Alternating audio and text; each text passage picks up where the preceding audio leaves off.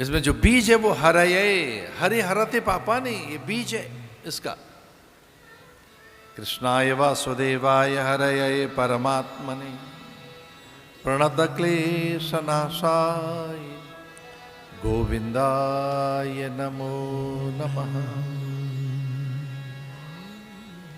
बालक की रक्षा हुई, जन्म हुआ बालक का।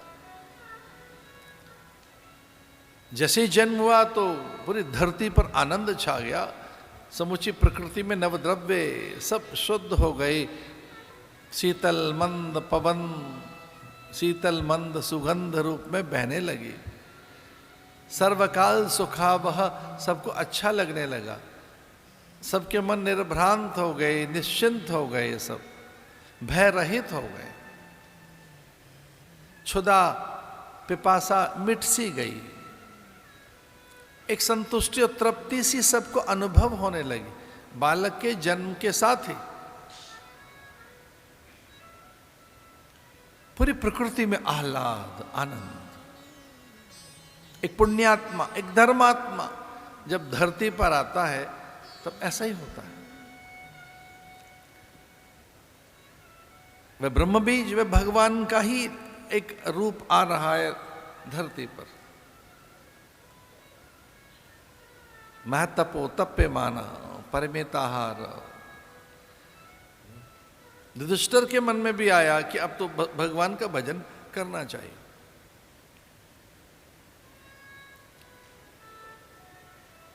जो धर्मात्मा युधिष्ठिर थे उनमें वैराग्य जगा। संसार एक सरसों के दाने से अधिक उन्हें कुछ दिखने नहीं लगा, लगा कि कुछ है ही नहीं। और ऐसा विचार करते ही वो हिमालय की ओर निकले, परीक्षित को राज्य भार देकर।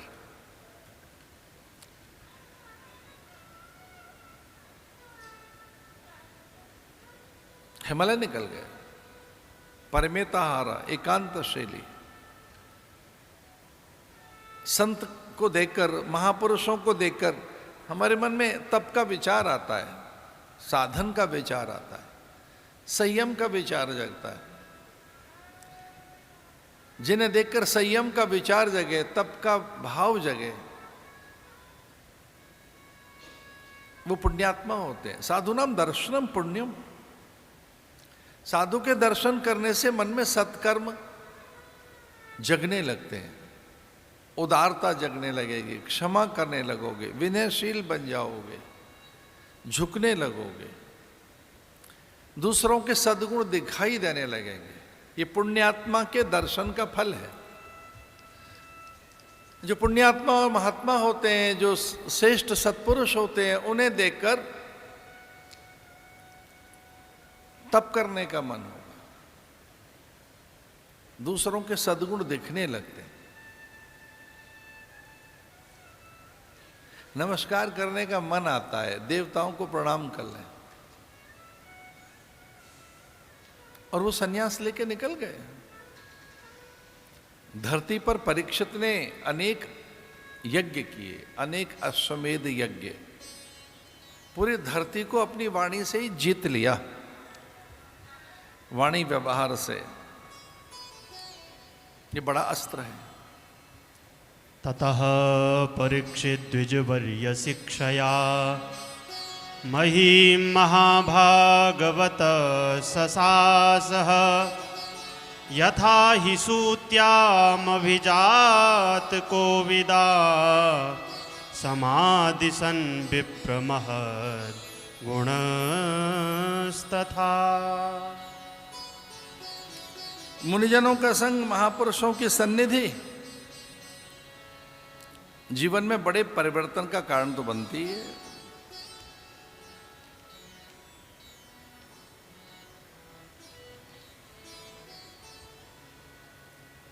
अपने वाणी से पूरी धरती को जीत लिया। उसमें संयम, दूसरों के लिए आदर,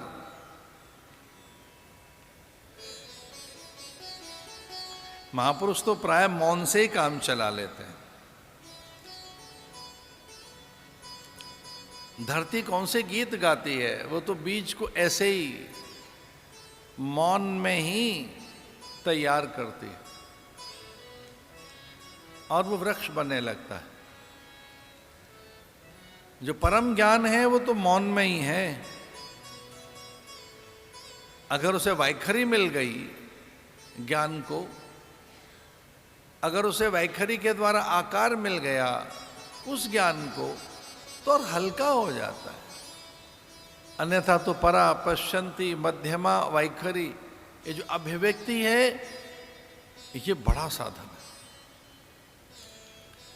भगवान ने जो हमें अभिव्यक्ति दी, अभिव्यक्त करने के लिए जो वाणी दी है, इसमें प्रियता रहे, माधुर्य रहे, इसमें आदर रहना चाहिए। और इस प्रकार से राजा परीक्षित ने पूरी धरती को जीत ही लिया था। अश्वमेध यज्ञ कर पूरी धरा उनके अधीन हो गई, उनके अधीन पूरा जग हो गया। कलयुग की हिम्मत नहीं हुई, उसका साहस नहीं हुआ आने का। ऐसा कहते हैं 32 वर्ष तक कलयुग प्रतीक्षा करता रहा, साहस नहीं हुआ। यद्यपि ग्रह, नक्षत्र, इनका अपना एक प्रभाव रहता है, पर क्रूर ग्रहों का प्रभाव साधक के जीवन में उतना आक्रामक नहीं होता, वो उतना प्रचंड प्रहार नहीं होता। कई बार क्रूर ग्रह भी शांत हो जाते हैं, संयत हो जाते हैं, अपनी निर्ममता त्याग देते हैं, अपनी निष्ठुरता त्याग देते हैं। ग्रहों की युति में कभी अगर बड़ा संकट आ रहा हो तो वो टल जाता है, वो किसी विपरीत दिशा में चला जाता है। अगर सत्यनिष्ठ हैं आप, तपहपूत हैं आप, आपके आचरण में और वाणी व्यवहार में गहरा संयम है, तो संयम एक कवच बना देता है। संयम में गहरी सुरक्षा रहती है। जिस दिन आप व्रत करते हैं उस दिन आपका मन संयत और संयमित होता है, शांत और एकाग्र होता है, अधिक सामर्थ्य अनुभव करते हैं, थोड़ा सा अन्न त्याग कर ही। जिस दिन आपका व्रत होता है, जिस दिन आपको अन्न ग्रहण नहीं करना है, उस दिन का जो संयम है वो आपको साहस देता है, सामर्थ्य देता है। विपरीत परिस्थितियों में थमकर खड़े रहने की जो शक्ति मिलती है कि कोई प्रतिकूलता आई है तो आप खड़े हैं। प्राय हमने देखा है कि कुछ ऐसे व्रत हैं जिन व्रतों में व्यक्ति भारी संयम के साथ जोड़ता है, अलौकिक शक्तियां उसके पास आ जाती हैं। चंद्रायण व्रत आदि में, एकादशी का व्रत ऐसा है। सामान्य बहनें करती हैं कर्क चतुर्थी का व्रत, तृतीया का ये व्रत करती हैं, सप्तमी का, गणेश चतुर्थी का ये व्रत करती हैं, प्राय पौर्णिमा का, अथवा तो ये द्वितीया का, गणगौर इत्यादि, कर्क चतुर्थी माने करवा चौथ इत्यादि, ऐसे अनेक व्रत, या चंद्रायण जैसे व्रत। उस व्रत में संयम आता है, उस समय आपकी वाणी में तेज होता है, मंत्र का प्रभाव रहता है, संकल्प की एक शक्ति आपके पास रहती है, और संयम के कारण आप में एक अद्भुत साहस रहता है। इसलिए एक ऐसा साहसी महापुरुष जिसकी भगवान ने स्वयं रक्षा की और भगवान ही उसके आसपास हो, हर पल, एक भी पल भगवान उससे विलग नहीं थे, ऐसा एक कवच उसके सामने कलयुग का साहस नहीं हुआ। 32 वर्ष तक कलयुग प्रतीक्षा करता रहा कि राजा से कब कोई चूक हो, भूल हो तो मैं इसके सामने हूं।